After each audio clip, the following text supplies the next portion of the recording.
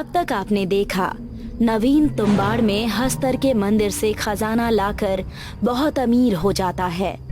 प्रिया रात को नवीन के घर ही रुक जाती है, लेकिन देर रात वो नींद से उठती है और सम्मोहित होकर हस्तर के मंदिर पहुंच जाती है।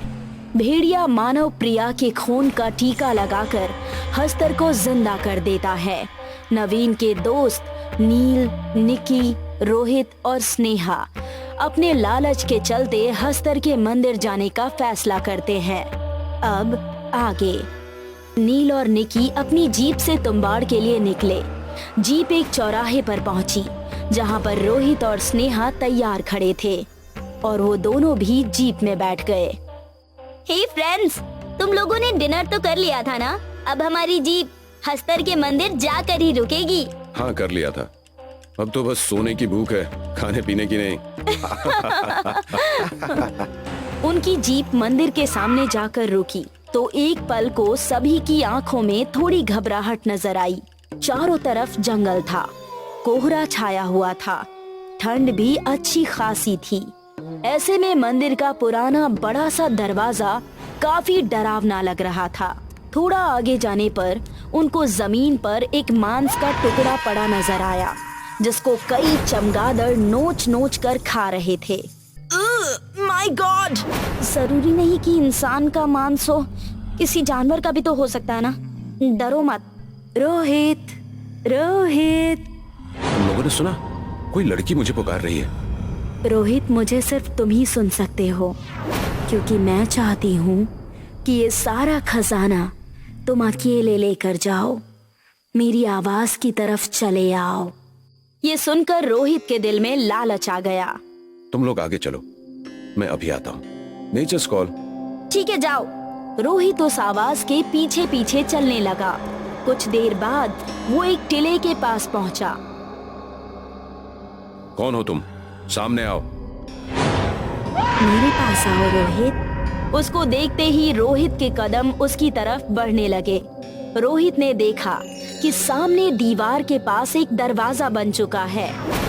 जाओ रोहित, बेशकीमती खजाना तुम्हारा इंतजार कर रहा है। रोहित उस दरवाजे से अंदर चला गया और जैसे ही उसने जमीन पर पड़ा सोना और हीरे जवाहरात देखे, वाह, मैं अमीर हो गया। यस! मुझे जल्दी से इसको कलेक्ट कर लेना चाहिए। उसने अपने कंधे से बैग उतारा और जल्दी जल्दी उसके अंदर सारा खजाना भरने लगा। बैग भरने के बाद वो जैसे ही बाहर जाने के लिए मुड़ा तो दरवाजा गायब हो गया। ये दरवाजा कहाँ गया? मैं बाहर कैसे जाऊंगा?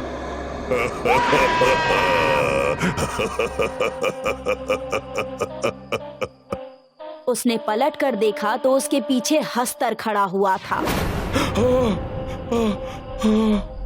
मैंने इस खजाने को मेरी माँ से हड़पा था, जो पूर्ति की देवी थी। 16,000 देवी देवताओं को जन्म देने वाली जननी। और तुझे लगा कि तू इतनी आसानी से इसको यहाँ से ले जाएगा? मुझे कुछ नहीं चाहिए, मुझे बस यहाँ से जाने दो।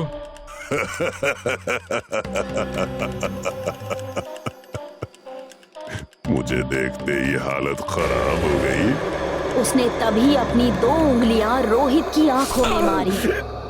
रोहित दर्द से कराहता हुआ इधर उधर भागने लगा। उसके कानों में हस्तर की आवाज आ रही थी। उसी से दूर भागते भागते वो किस तरफ चला गया उसको भी खबर नहीं थी। यार, ये रोहित कहाँ रह गया? अभी तक वापस नहीं आया। निकी ने उसको कॉल लगाया, कॉल भी नहीं उठा रहा। पता नहीं कहाँ रह गया। हम आगे चलते हैं, देखते हैं ये आवाज कहाँ से आ रही है। वो तीनों एक रास्ते से होकर अंदर पहुंचे। जमीन पर सैकड़ों मानव कंकाल की हड्डियां पड़ी हुई थी, जिनको देखकर नील और स्नेहा की आंखें खौफ से भर गई। यार, इनको देखकर तो मेरी हिम्मत टूट रही है। चलो वापस चलते हैं। ये लोग कौन से हमारे रिश्तेदार थे? अगर यहाँ से हम वापस गए तो नवीन को देखकर हमें फिर से पछतावा होगा कि मंदिर जाकर भी खजाना लिए बिना वापस आ गए। बट यार, चलो ना आगे चलते हैं, क्या पता हमें आगे जाकर खजाना मिल जाए। वो कंकालों से बचते बचाते आगे बढ़ने लगे। कुछ दूरी पर उनको एक दरवाजा नजर आया। वो उसके अंदर गए तो देखा कि जमीन पर हीरे जवाहरात, सोने चांदी, जेवर बिखरे पड़े हैं। यस, आखिर मिल ही गया। Yes, now we all are rich, yeah! तीनों खुशी से उछल पड़े। तभी रोहित के कानों तक उनकी आवाज पहुंची तो वो भी उनकी तरफ भागा। कहाँ हो तुम लोग? मैं यहाँ हूँ। निकी, नील। उसकी आवाज सुनकर तीनों ने देखा, उसकी आंखों से खून निकल रहा था। रोहित, ये क्या हो गया? किसने किया ये? हस्तर ने। वो जाग उठा है, बहुत भयानक है वो। सुनकर सभी लोग डर गए। हम बस थोड़ा सा खजाना ले लेते हैं, उसके बाद यहाँ से निकलते हैं। उस खजाने को हाथ भी नहीं लगाना, वो यहाँ आ जाएगा। उसके कहने से पहले ही निकी एक हीरो का हार उठा चुकी थी। अचानक वहाँ हस्तर की हंसने की आवाज गूंजी। तीनों ने देखा कि सामने से खौफनाक अवतार में हस्तर चला आ रहा है। मरने के लिए तैयार हो जाओ। निकी ने रोहित का हाथ पकड़ा और फिर सभी वहाँ से भागने लगे। हस्तर ने पहले नील को पकड़ा और एक ही झटके में उसकी गर्दन धड़ से अलग कर दी।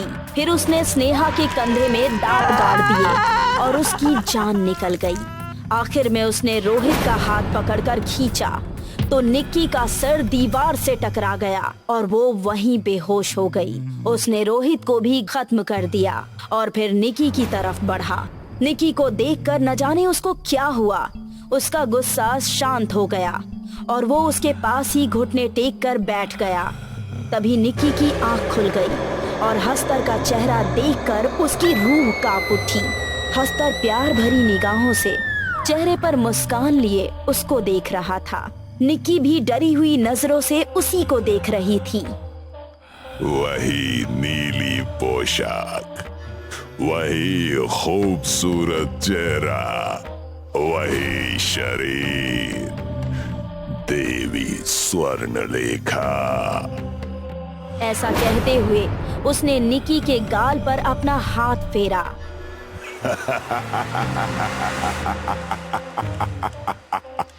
इन सबको अपना निवाला बना लो। सुनकर भेड़िया मानव जमीन पर पड़ी लाशों पर टूट पड़ा और उनका मांस खाने लगा। हस्तर ने निक्की को गोद में उठाया और उसको सामने बनी सुरंग के अंदर ले गया।